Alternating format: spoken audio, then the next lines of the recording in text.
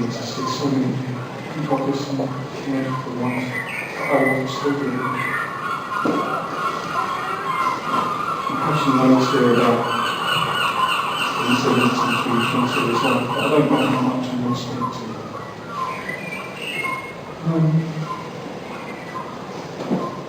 When I met Tilly, she joined the martial arts class I was teaching at university, and I recall when she first arrived, she was so pretty and delicate, but she wouldn't say.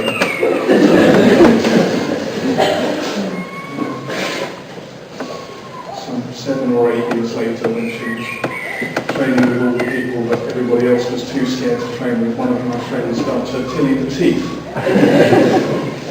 Because when strength and technique and stamina failed, when all else had run out, she would bite.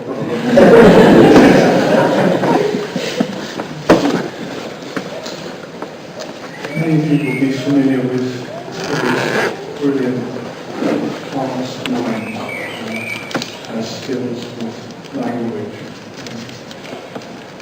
Part of that was just the duties that she had from her parents. Thank you so much for bringing me into your family and sharing the life of my gorgeous daughter. So much to this brilliant mind was also trained. We spent quite a lot of time travelling up to Glasgow to train with John museums today.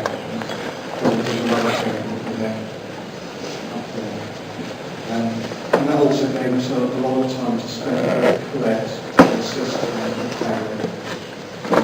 It was a real blessing to have that time spent together with them. Living so far away, I suspect I would never have had that chance to get to know them.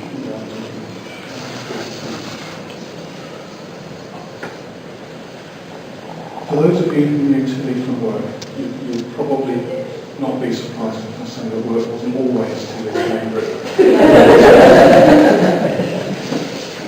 And the less said about that, probably the better. But what I do know from talking to many of you is that she was a great colleague. And despite not always liking the work, she did it well. But more importantly, she supported the people around her. It did occur to me that Tilly had fantastic timing. I think she wouldn't have wanted to die now, but if she was going to die now, it would be on Monday morning after a weekend. Not she set off for work, but after she'd fed the cats.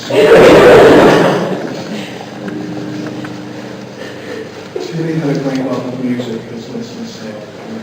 Some of that early interest stems from Brother Francis, and many of her tastes were Francis to thank for endless hours listening to Elvis Costello in the car. They're all entirely my taste. Tilly also, in more recent years, became a great fan of Tim Minchin. You hear something from Tim in a little bit. But also Tony Duke. And I want to mention Tony because Tilly took guitar and singing lessons with Tony for a number of years. And that was a really important, special thing to her, very private. She was, I think, too shy really to push herself forward and perform too much in public. I'm fortunate enough to find you recording Tilly, playing the films in her back.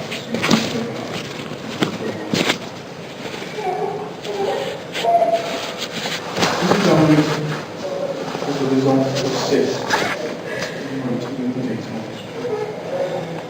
The only symptom that was there for many months before she died was that Tilly's tummy got big. And although I think we suspected something was wrong, Tilly was also embarrassed about this, and she thought she'd been putting on weight. And I think that embarrassment stopped her from seeking the help that perhaps might have saved her. So I wanted to say today, all of you, if there's anything that you know about yourself or your loved ones, even if it just worries you and you think it might be nothing and the doctor might laugh it off, in Tilly's memory, do something about it. These last days have been very difficult.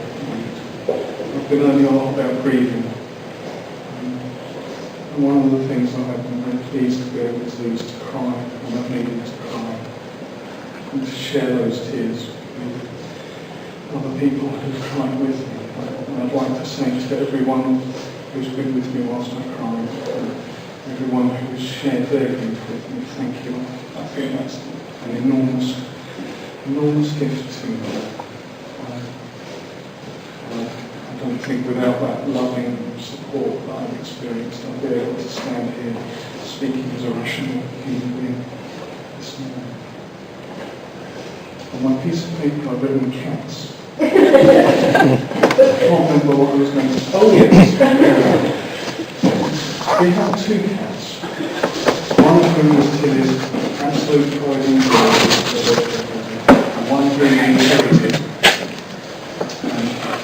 A poor cat called Chess, who was left behind by a number of different people as well. He was never particularly our choice of pet, and in recent years he's become a little bit difficult to live with. He stopped going outside, which means we now have to have a litter tray for him in the house. And Tilly and I used to joke that it would be quite nice to hand him on to somebody else, and we've been looking for somebody to have the cat. I was talking to Tony McKim, and it just suddenly occurred to me in a flash that so many people in the last weeks have said to me, Harvey, if there's anything I don't want any emotional blackmail to it, anything. Lucy talks about the legacy alive, and I think she's right about the memories that we all have of Tilly and the ways that she's impacted our life, continuing her existence. And at least 4 or 5 people have made comments to me these past weeks that having known Tilly, I feel leaves them a better or a kinder person. And that to me has been the most moving tribute to my daughter's beautiful life. In amongst all the cards that I've received with flowers and sympathy and kind wishes, there's one that I think is probably my favourite. Somebody I didn't know, that who knew Tilly, sent me a card with a big cupcake on it with icing and a cherry on top. Because she knew Tilly and loved baking and loved making cakes. And it made me think that I was very blessed because Tilly really was the cherry on the icing.